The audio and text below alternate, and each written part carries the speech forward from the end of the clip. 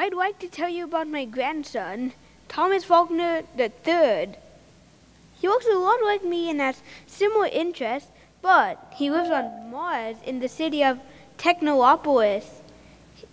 He goes to school like most kids his age, but he bikes there on a hover bike and sends homework to teacher using telekinetics. He's smart, I'll tell you. He's in his school's gifted and talented program. However, I think he'd be even smarter if he didn't play on his PlayStation 27 so much. Kids these days. Have you ever thought about the future? And by that I mean the very distant future. It's actually a great idea to look into your future. That way you can determine your career, car, house, etc. It'll determine the future of not only you, but the future of your child, grandchild, and next generations to come. In fact, today's scientists and researchers are doing today's work for tomorrow's generation.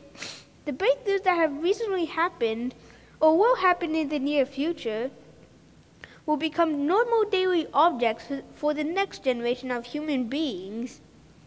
Take my son, Thomas Faulkner II, for instance. When he was born, virtual reality and laser pistols replaced my generation's PS4 and standard pistol. My grandson also experiences a world far more advanced than the one I knew. He goes to school like I did when I was his age, but there are obviously some things that are different. In social studies, he learns about things that haven't even happened yet when I was learning social studies. He learns about laser technology and science, how to use a microphone pen in language arts, and how to use a laser brush in art. What's a microphone pen, you ask? This pen utilizes a giant specialized crystal inside that converts sound into text. So when you talk into the microphone at the top, the words will come out as text on the other side at the bottom. But if you think that's impressive, you should hear about the laser brush technique my grandson is learning in art. This brush has a series of tiny crystals inside that allow you to choose colors, paint with lasers, and erase mistakes. Teleportation technology is also being perfected during his time and is expected to finish in mid-2118. To activate it, type in the coordinates of your selected destination into the teleportation computer. It creates 2 human-sized crystals that opens a portal that leads into a bright purple void. Once the person steps inside, the portal closes. The satellite then sends coordinates of your destination to another satellite close to the destination. It creates 2 more human-sized crystals that opens another portal that the person can step out of. However, out of all the impressive inventions, my grandson's favorite is probably his hover bike. This bike uses jet technology that might be seen on the airplanes of today. The pedals on the hover bike are connected to a microchip-sized motor that powers the jet engines. It allows him to get to school in less than 3 minutes.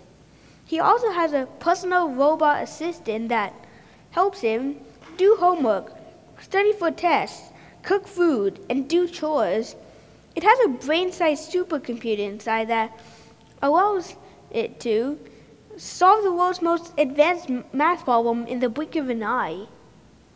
Learn all of the Milky Way's billions of years history in less than a minute, and protect my grandson from any type of danger. Although these objects seem like science fiction, in my grandson's era, they're all everyday objects, except for teleportation, which is still being worked on.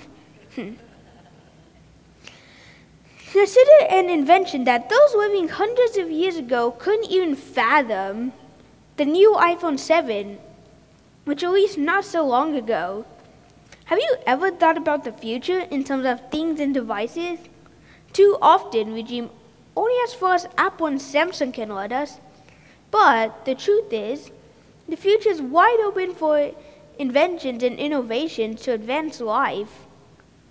To be honest, I hope people can start dreaming bigger than what today's major electronic companies can let us.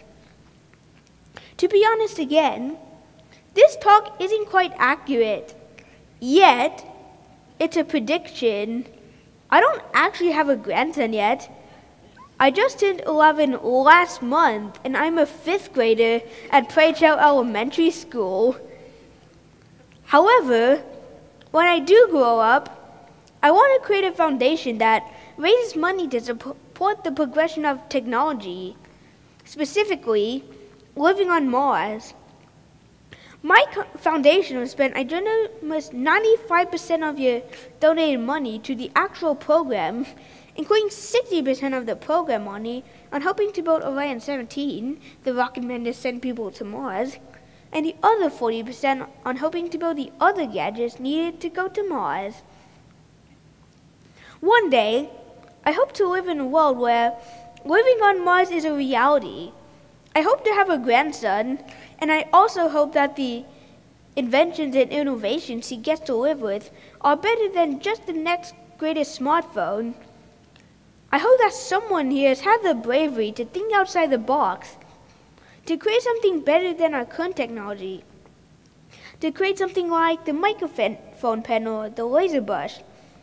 I hope that the science and math and technology that we have today aren't just helping us build the next gaming system. I hope that we, you and I, are looking at the solutions to today's problems with critical minds so that our children and grandchildren can live in a world better than the one we live in today.